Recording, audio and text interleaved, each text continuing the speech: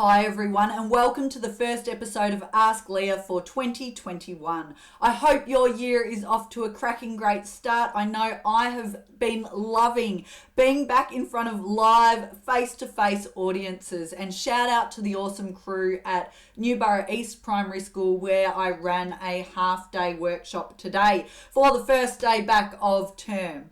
Now, tonight's question came in a couple of weeks ago and it's a bit of a doozy, but I really wanted to help this person out by answering it. It came from someone who is a senior leader in a community organisation that deals with the public, provides a service to the public. And this person has had to handle some difficult conversations with clients over the last few months, situations where clients haven't been happy with the service or parts of the service and have wanted refunds. Now, when they have requested refunds, they have got quite aggressive, sometimes even abusive on the phone. There's, lots to it. I won't go into the detail, but this person has handled it the best way they could at the time, but they admit they did take it personally and probably not have the best conversations they could have, particularly in the first two cases. In the third case, though, the client got quite aggressive and abusive, was demanding a refund for something that was non-refundable. And this leader stood the ground and explained what the policy was and that they wouldn't get a refund. It was then escalated to board level. And what's now happened is the board has said to this person that they really need to work on their communication skills because these sort of complaints shouldn't be getting escalated and they should be able to handle them better. So the person reached out to me and said, can you help me with some tips on how I can deal with those aggressive and abusive customers or just those unhappy customers sometimes more effectively. So I'm going to give some tips tonight. It's not a one size fits all, but some things to consider. The first one has nothing to do with how you have the conversation with the clients and everything to do with a conversation you need to have with your board.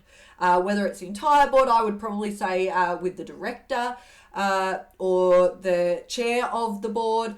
But I think what you need to do here is not wait for another crisis or incident. You need to have a conversation with them, though, to get clarity around their expectations of how you handle situations. What movement do you have? If the board is saying, no, hang on, you should just provide a refund on non-refundable things, do you have the authority to be able to do that? Are you allowed to make that judgment call? Because at the moment, it sounds like you feel like you were following policy and now they're changing the rules. So you need to have the conversation about what are the rules. If someone is getting really aggressive and abusive, this is how you would like to handle it.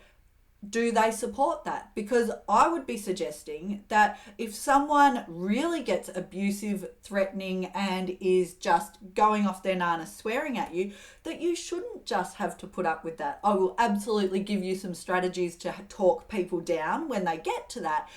But if someone is really going off the plot, the strategy I've spoken about before is escalating with notice, where you might say to someone, you know what? I'm really happy to have this conversation with you, but if you keep swearing at me like that, I am going to have to hang up the phone right now. They keep swearing at you. Okay, I'm going to hang up the phone now, but I am happy to have this conversation at another time. Do you have the authority to say something like that? You need to get clear so that you can then handle calls better in the future. And again, have the conversation now before you get to a crisis point. Again, this is a discussion between you and the board. Okay, so once you've got clarity around the scope, if you are making the call and you know this person's going to be antsy or aggressive, make sure you're in the right headspace before you make the call. So don't do it in a 5-minute gap between busy meetings. Make sure that you can really center yourself, take some deep breaths, get in the right frame of mind before making the call.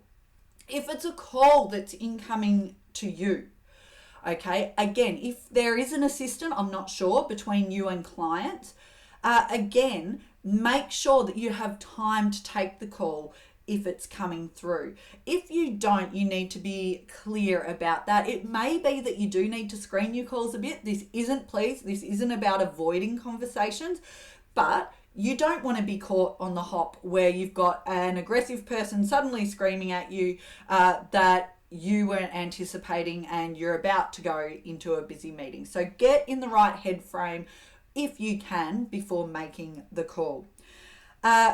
Depersonalize. And I know you said this is really hard to do because this person actually was accusing you of some things and saying some stuff that just wasn't true.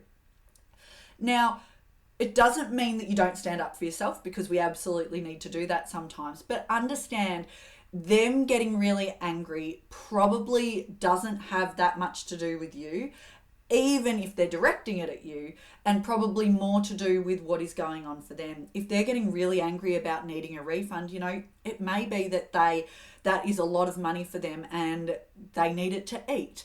It may be that, they're just having a really bad day. It doesn't make it okay, but understand it probably isn't about you.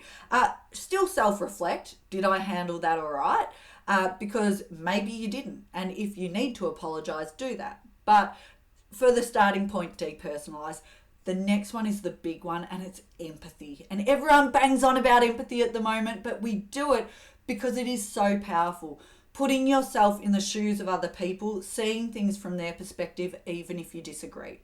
So, you don't have to agree with what they're saying, but we want to feel seen and heard.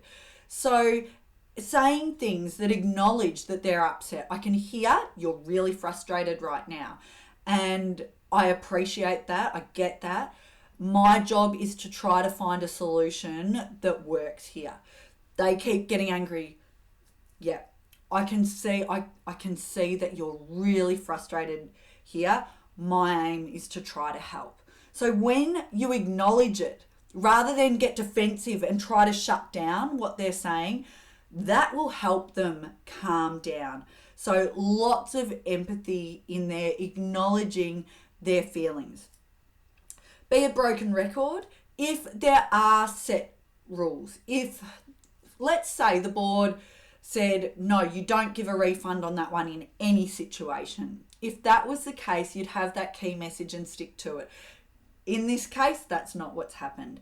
So the broken record may not come out, but it is a great tactic and strategy to use when you need to, where you repeat that message and then the person realizes you're not going to change your mind. The reason this one's really important is because from what you sent me, I get the impression that a couple of them might have been genuine concerns, but particularly the third one you mentioned, it sounded like this person was using their aggression as a manipulative tactic to try to get a refund and what they want. And some people do that. They will bully their way until they get the answer. So if that was the case, the broken record, empathy, I appreciate that you want that.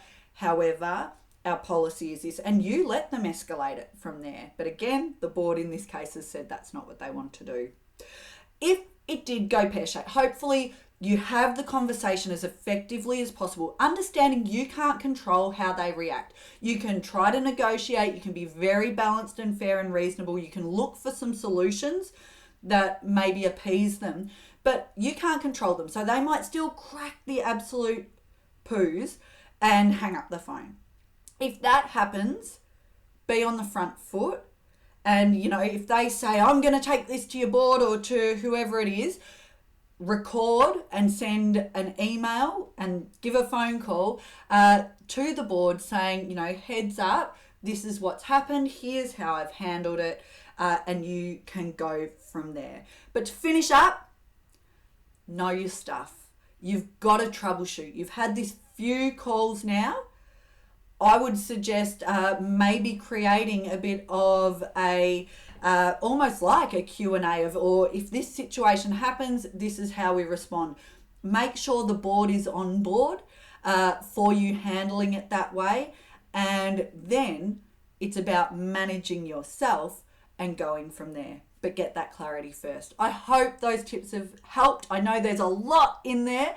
If you have a communication or soft skill question you would like answered, please send it through. You can private message me, you can shoot me an email, send a carrier pigeon, whatever you need to do, and I will do my best to answer it for you at 8 p.m. next week.